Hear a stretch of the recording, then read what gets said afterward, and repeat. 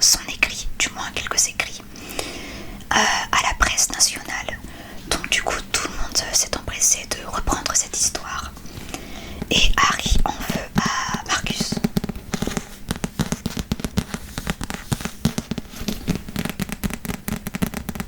Donc c'est parti pour le chapitre 20. Alors, et je le rappelle, mais dans ce livre, les chapitres sont inversés. Donc pour moi, il s'agit du chapitre 20, mais dans le livre, il s'agit du chapitre 12. Donc c'est parti. Chapitre 12, chapitre 12, chapitre 12. Celui qui peignait des tableaux.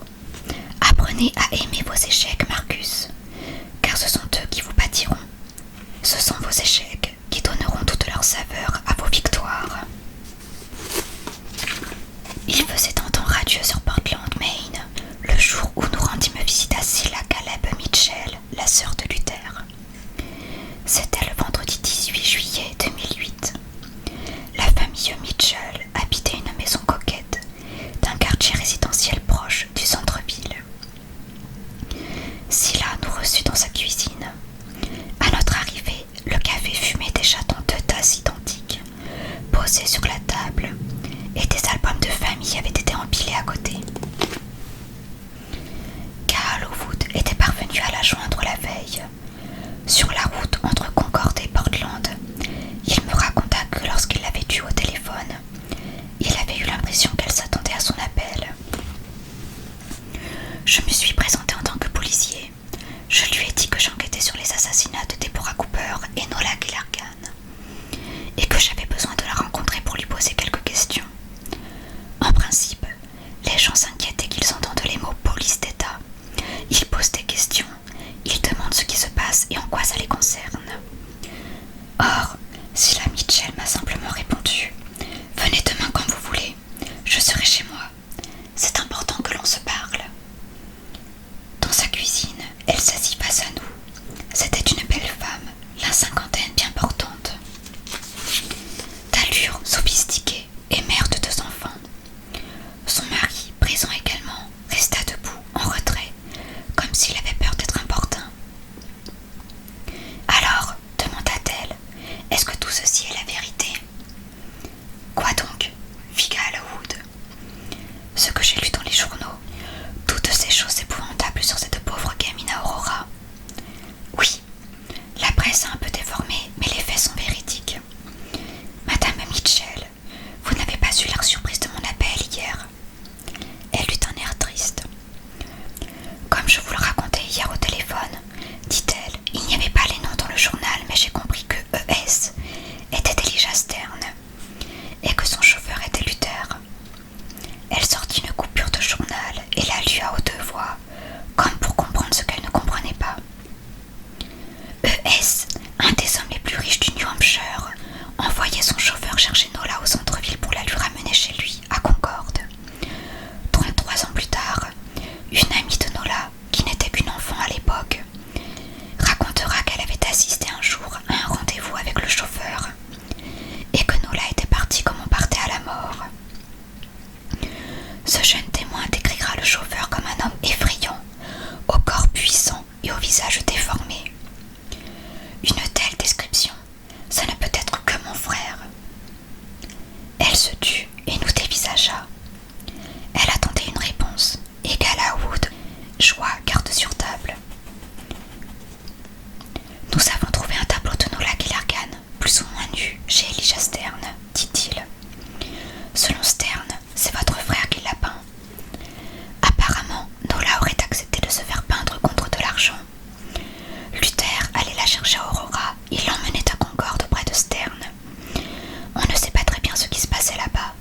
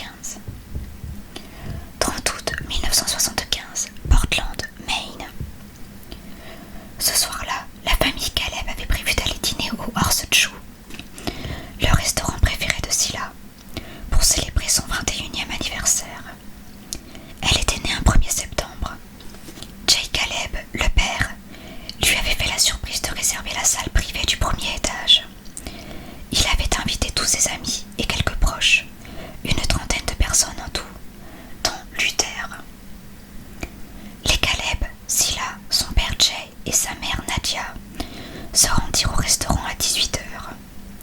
Tous les convives attendaient déjà Scylla dans la salle et la célébrèrent gaiement lorsqu'elle y pénétra. La fête débuta.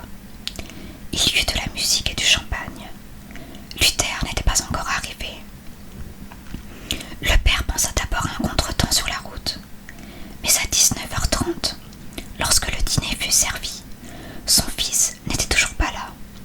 Il n'avait pourtant pas pour habitude d'être en retard, et Jay commença à s'inquiéter de cette absence. Il essaya de joindre Luther sur la ligne de téléphone de la chambre qu'il occupait dans la dépendance de la propriété de Stern, mais personne ne décrocha. Luther manqua le dîner, le gâteau, les danses. À 1h du matin, les Caleb rentrèrent chez eux, silencieux et inquiets. Pour rien au monde, Luther n'aurait manqué l'anniversaire de sa sœur. À la maison, Jay alluma la radio du salon, machinalement. Les informations mentionnèrent une opération policière d'envergure à Aurora, suite à la disparition d'une fille de 15 ans. Aurora, c'était un nom familier. Luther disait qu'il y allait souvent pour s'occuper des rosiers d'une magnifique maison que possédait Elijah Stern, au bord de l'océan. Jay Caleb pensa à une coïncidence. Il écouta attentivement le reste du bulletin, puis ceux de plusieurs autres stations pour savoir s'il s'était produit un accident de la route dans la région. Mais il ne fut fait aucune mention d'un tel événement. Inquiet, il veilla une partie de la nuit, ne sachant pas s'il devait prévenir la police, attendre à la maison ou parcourir la route jusqu'à Concorde. Puis il finit par s'endormir sur le canapé du salon. À la première heure du lendemain matin, toujours sans nouvelles, il téléphona à Elijah Stern pour savoir s'il avait vu son fils. « Luther, répondit Stern, il est absent, il a pris un congé, il ne vous a rien dit. » Toute cette histoire était très étrange. Pourquoi Luther serait-il parti sans les prévenir? Troublé et ne pouvant plus se contenter d'attendre, Jay Caleb décida alors de se lancer à la recherche de son fils. Scylla Mitchell, se remémorant cet épisode, se mit à trembler. Elle se leva brusquement de sa chaise et refit du café. Ce jour-là, nous dit-elle, tandis que mon père se rendait à Concorde et que ma mère restait à la maison au cas où Luther arriverait, je suis allée passer la journée avec des amis. Lorsque je suis rentrée à la maison, il était déjà tard. Mes parents étaient dans le salon, en train de parler, et j'ai entendu mon père dire à ma mère « Je crois que Luther a fait une énorme connerie. » J'ai demandé ce qui se passait, et il m'a ordonné de ne pas parler de la disparition de Luther à qui que ce soit, et surtout pas à la police. Il a dit qu'il allait se charger lui-même de le retrouver. Il l'a cherché en vain pendant plus de 3 semaines, jusqu'à l'accident. Elle étouffa un sanglot. « Que s'est-il passé, Madame Mitchell ?» demanda Carl Wood d'une voix apaisante. « Pourquoi votre père pensait-il que Luther avait fait une connerie? Pourquoi ne voulait-il pas appeler la police? »« C'est compliqué, sergent. Tout est si compliqué. » Elle ouvrit les albums de photos et nous parla de la famille Caleb, de Jay, leur tout-père, de Nadia, leur mère, une ancienne Miss Maine qui avait inculqué le goût de l'esthétique à ses enfants. Luther était l'aîné. Il avait 9 ans de plus qu'elle. Ils étaient tous les deux nés à Portland. Elle nous montra des photographies de son enfance, la maison familiale, les vacances dans le Colorado, l'immense entrepôt de l'entreprise de père, dans lequel Luther et elle avaient passé des étés entiers. Une série de photos nous montra la famille à Yosemite en 1963. Luther a 18 ans. C'est un beau jeune homme, mince, élégant. Puis nous tombons sur un cliché datant de l'automne 1974. Les 20 ans de Scylla. Les personnages ont vieilli. Jay, le fier père de famille, a désormais la soixantaine ventrue. La mère a sur le visage des rides contre lesquelles elle ne peut plus rien. Luther a presque 30 ans. Son visage est déformé. Scylla contempla longuement cette dernière image. « Avant, nous étions une belle famille, dit-elle. Avant, nous étions tellement heureux. » « Avant quoi ?»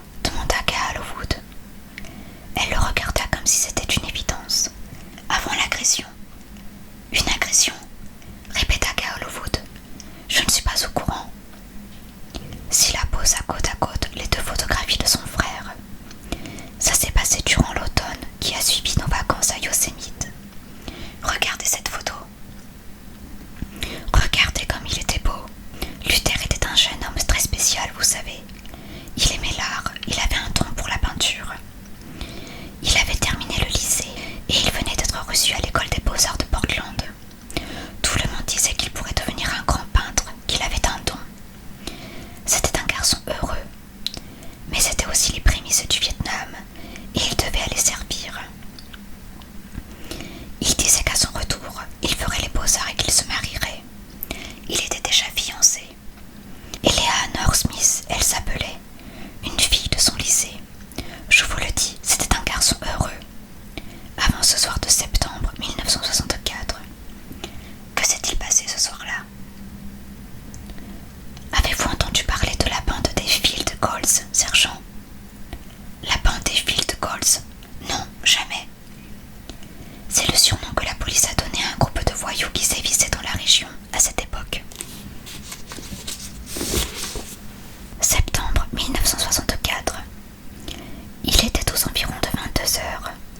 Luther avait passé la soirée chez Eleanor et il rentrait à pied chez ses parents. Il devait partir le lendemain pour un centre de l'armée. Eleanor et lui venaient tout juste de décider qu'ils se marieraient dès son retour. Ils s'étaient juré fidélité et ils avaient fait l'amour pour la première fois dans le petit lit d'enfant d'Eleanor, tandis que sa mère, à la cuisine, leur préparait des cookies. Après que Luther était parti de chez les Smith, il s'était retourné plusieurs fois en direction de la maison. Sous le porche, à la lumière des lanternes, il avait vu Eleanor qui lui faisait des signes de la main. À présent, il longeait Lincoln Road, une route peu fréquentée à cette heure et mal éclairée, mais qui était le chemin le plus court pour arriver chez lui. Il avait 3 miles à marcher. Une première voiture le dépassa. Le faisceau des phares illumina la route loin devant. Peu après, un second véhicule arriva derrière lui à grande vitesse. Ses occupants, visiblement très excités, poussèrent des cris par la fenêtre pour l'effrayer. Luther ne réagit pas et la voiture s'immobilisa brusquement au milieu de la route, quelques dizaines de mètres devant lui. Il continua d'avancer. Que pouvait-il faire d'autre? Aurait-il dû passer de l'autre côté de la route? Lorsqu'il dépassa la voiture, le conducteur lui demanda « Et toi, t'es d'ici ?» « Oui, » répondit Luther. Il reçut une giclée de bière en plein visage. « Les types du Maine sont des pecnos !» hurla le conducteur. Les passagers poussèrent des hurlements. Ils étaient 4 en tout, mais dans l'obscurité, Luther ne pouvait pas voir les visages. Il devinait qu'ils étaient jeunes, entre 25 et 30 ans, ivres, très agressifs. Il avait peur et il continua son chemin, le cœur battant. Il n'était pas bagarreur, il ne voulait pas d'histoire. « Hé !» l'invectiva encore le conducteur. « Tu vas où comme ça, petit pecno ?» Luther ne répondit pas et accéléra le pas. « Reviens ici, on va te montrer comment on les dresse les petits merdes dans ton genre. » Luther entendit les portes de la voiture s'ouvrir et le conducteur s'écria « Messieurs, la chasse au pecno est ouverte, 100 $ à celui qui l'attrape. » Il se mit aussitôt à courir à toutes jambes. Il espérait qu'une autre voiture arriverait, mais il n'y eut personne pour le sauver. Un de ses poursuivants le rattrapa et le projeta au sol en hurlant aux autres « Je l'ai! Les 100 $ sont pour moi !» Tous se ruèrent sur Luther et le passèrent à tabac. Alors qu'il gisait au sol, l'un des agresseurs s'écria « Qui veut faire une partie de football? Je propose quelques field goals. » Donc là, il y a une petite note en bas de page. Field goal, ça veut dire action de match en football américain, qui consiste à essayer de marquer en effectuant un dégagement au pied du ballon pour le faire passer entre les 2 barres verticales du but.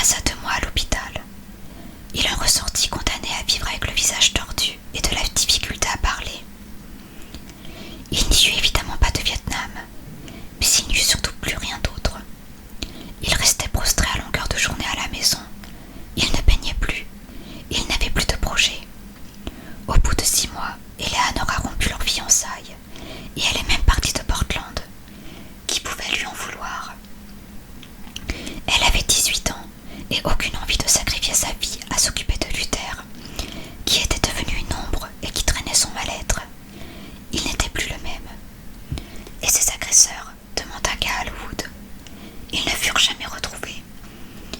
Apparemment, cette même bande avait déjà sévi plusieurs fois dans la région, et à chaque fois, ils s'en étaient donnés à cœur joie avec leurs séances de field goals. Mais Luther fut l'agression la plus grave qu'ils aient commise. Ils ont failli le tuer. Toute la presse en a parlé, la police était sur les dents. Après ça, ils n'ont plus jamais fait reparler d'eux. Ils ont sans doute eu peur de se faire prendre. Que s'est-il passé pour votre frère après ça? Durant les 2 années qui suivirent, Luther a hanté la maison familiale. Il était comme un fantôme. Il ne faisait plus rien. Mon père restait le plus tard possible dans son entrepôt. Ma mère s'arrangeait pour passer ses journées à l'extérieur. Ce furent 2 années difficilement supportables. Puis, un jour de 1966, quelqu'un sonna à la porte. 1966. Il hésita avant de déverrouiller la porte d'entrée. Il ne supportait pas qu'on le voie. Mais il était seul à la maison, et c'était peut-être important. Il ouvrit et trouva devant lui un homme d'une trentaine d'années, très élégant. « Salut, dit l'homme. Désolé de venir sonner comme ça, mais je suis tombé en panne à 50 mètres d'ici. Tu t'y connaîtrais pas en mécanique par hasard? Va dépend, répondit Luther. Rien de sérieux, juste un pneu crevé, mais je n'arrive pas à faire fonctionner mon cric. Luther accepta de venir jeter un œil. La voiture était un coupé de grand luxe, garé sur le bas-côté de la route, à 100 mètres de la maison. Un clou avait perforé le pneu avant droit. Le cric bloquait car il était mal graissé. Luther parvint néanmoins à le manipuler et à changer la roue. Eh bien, plutôt impressionnant, dit l'homme. Une chance de t'avoir rencontré. Que fais-tu dans la vie, des mécanos? Rien, avant on veut peigner, mais j'ai eu un accident. Et comment gagnes-tu ta vie? Je ne gagne pas ma vie. L'homme le contempla et lui tendit la main. Je m'appelle Elijah Stern. Merci, je te dois une fière chandelle. Luther Caleb. Enchanté, Luther. Ils se dévisagèrent un instant. Stern finit par poser la question qui le tarautait depuis que Luther avait ouvert la porte de sa maison. Qu'est-il arrivé à ton visage? Demanda-t-il. Vous avez entendu parler de la bande des Field Goals? Non. Des types qui ont commis des agressions pour le plaisir. Ils tapaient dans la tête de leurs victimes comme dans un ballon. Oh, quelle horreur! Je suis désolé. Luther haussa les épaules, fataliste. Te laisse pas faire, s'écria Stern d'un ton amical. Si la vie te fait des coups bas, rebiffe-toi contre elle. Est-ce que ça te dirait d'avoir un métier? Je recherche quelqu'un pour s'occuper de mes voitures et me servir de chauffeur. Tu me plais bien. Si l'offre te tente, je t'engage. Une semaine plus tard, Luther s'installait à Concorde, dans la dépendance des employés, sise dans l'immense propriété de la famille Stern. Scylla estimait que la rencontre avec Stern avait été providentielle pour son frère. Grâce à Stern, Luther est redevenu quelqu'un, nous dit-elle. Il avait un travail, une paix. Sa vie reprenait un peu de sens. Surtout, il se remit à peindre. Stern et lui s'entendaient très bien. Il était son chauffeur, mais aussi son homme de confiance. Presque son ami, je dirais. Stern venait de reprendre les affaires de son père. Il vivait seul dans ce manoir trop grand pour lui. Je crois qu'il était heureux de la compagnie de Luther. Ils avaient une relation forte. Luther est resté à son service pendant les 9 années qui ont suivi, jusqu'à sa mort. Madame Mitchell, demanda Gail Wood, quels étaient vos rapports avec votre frère? Elle sourit. C'était quelqu'un de si spécial. Il était si doux. Il aimait les fleurs, il aimait l'art. Il n'aurait jamais dû finir sa vie comme un vulgaire chauffeur de limousine. Je veux dire, je n'ai rien contre les chauffeurs, mais Luther, c'était quelqu'un. Il venait souvent le dimanche déjeuner à la maison. Il arrivait dans la matinée, passait la journée avec nous et rentrait à Concorde le soir. J'aimais ces dimanches, surtout lorsqu'il se mettait à peindre dans son ancienne chambre transformée en atelier. Il avait un immense talent. Dès qu'il se mettait à dessiner, il se dégageait de lui une beauté folle. Je me mettais derrière lui, je m'asseyais sur une chaise et je le regardais faire. Je regardais ses traits qui prenaient d'abord des formes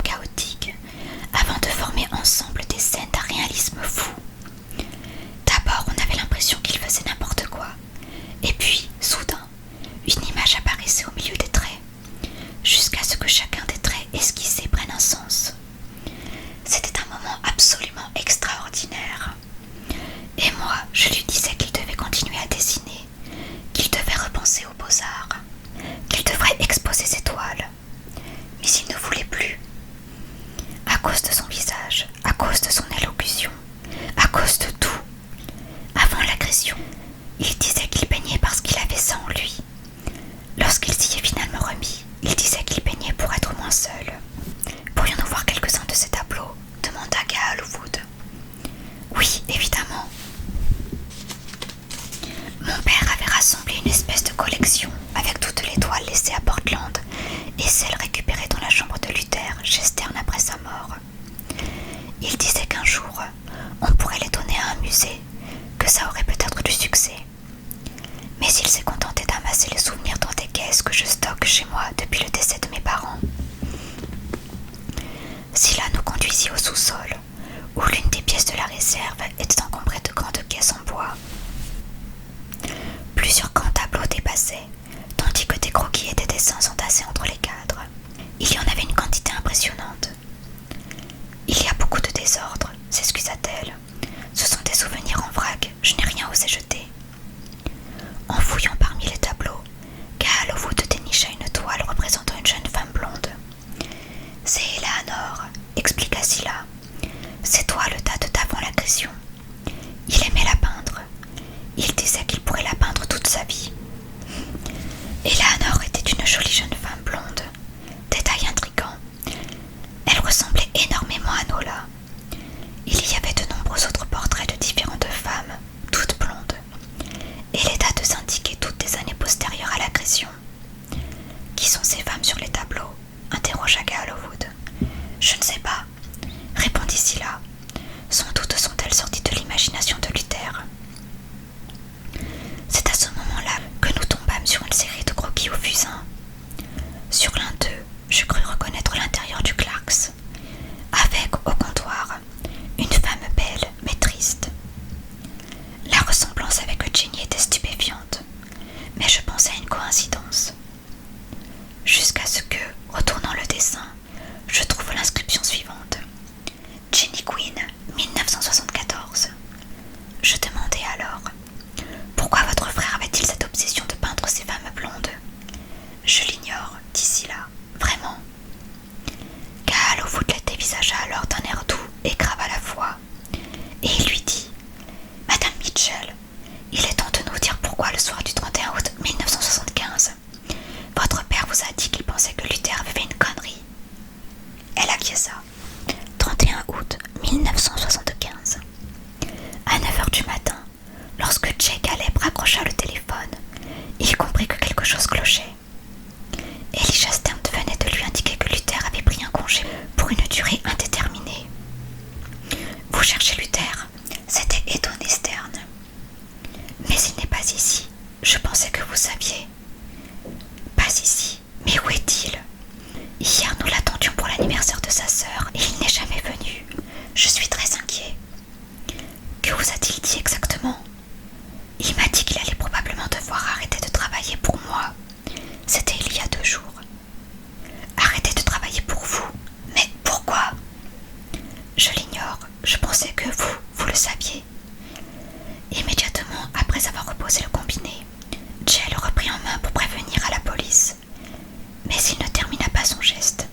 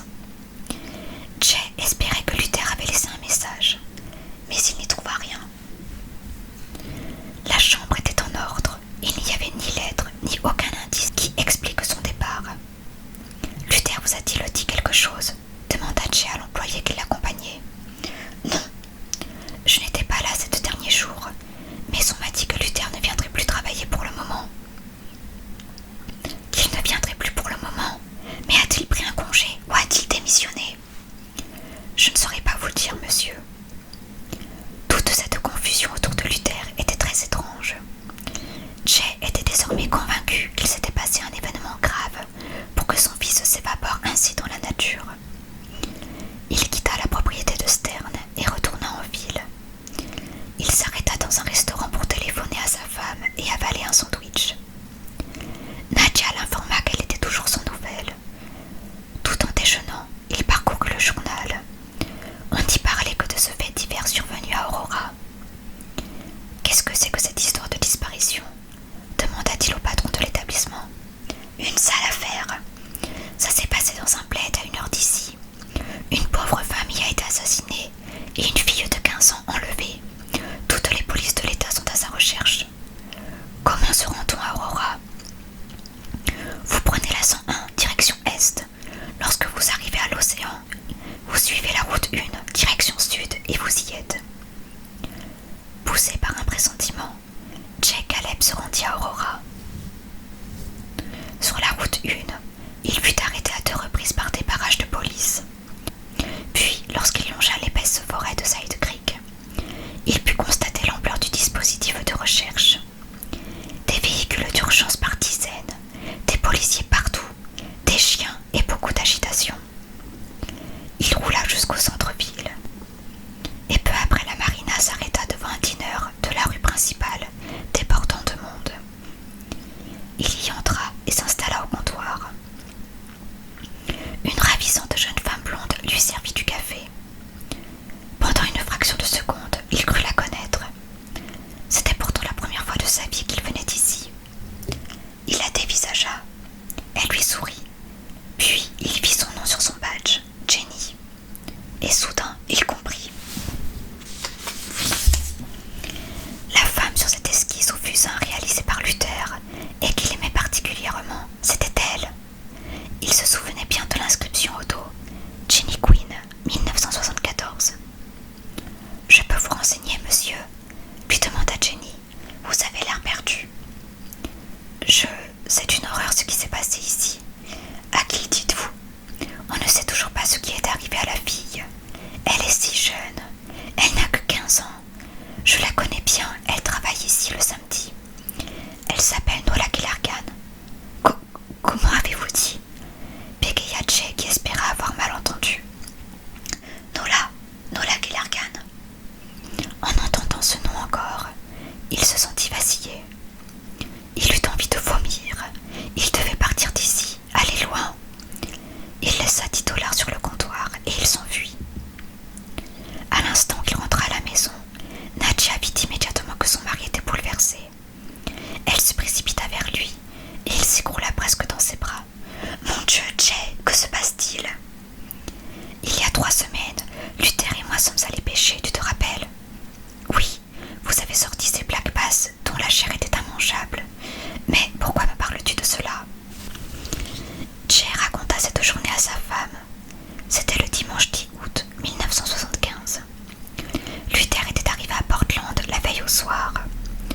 Ils avaient prévu d'aller pêcher tôt le matin au bord d'un petit lac. C'était une belle journée, les lignes mordaient bien. Ils s'étaient choisi un coin très calme et il n'y avait personne pour les déranger. Tout en sirotant de la bière, ils avaient parlé de la vie. « Il faut que votre dive papa, avait dit Luther, fait rencontrer une femme extraordinaire. C'est vrai. Comme te dit, elle est hors du commun. Elle fait battre mon cœur et du fait, elle m'aime. Elle me l'a dit. Un four veut te la présenterait. Veux fifure qu'elle te plaira beaucoup. » Jay avait souri. « Et cette jeune femme a-t-elle un nom ? » ?»« Nola, papa. Elle s'appelle Nola Killargan. » Se remémorant cette journée, Jay Caleb expliqua à sa femme. « Nola Killargan est le nom de cette fille qui a été enlevée à Aurora.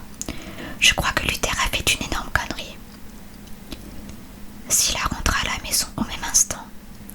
Elle entendit les mots de son père. « Qu'est-ce que ça veut dire ?» s'écria-t-elle. « Qu'est-ce que Luther a fait ?» Son père, après lui avoir expliqué la situation, lui ordonna de ne rien raconter de cette histoire à qui que ce soit. Personne ne devait faire le lien entre Luther et Nola. Il passa ensuite toute la semaine dehors à rechercher son fils. Il sillonna d'abord le Maine, puis toute la côte, du Canada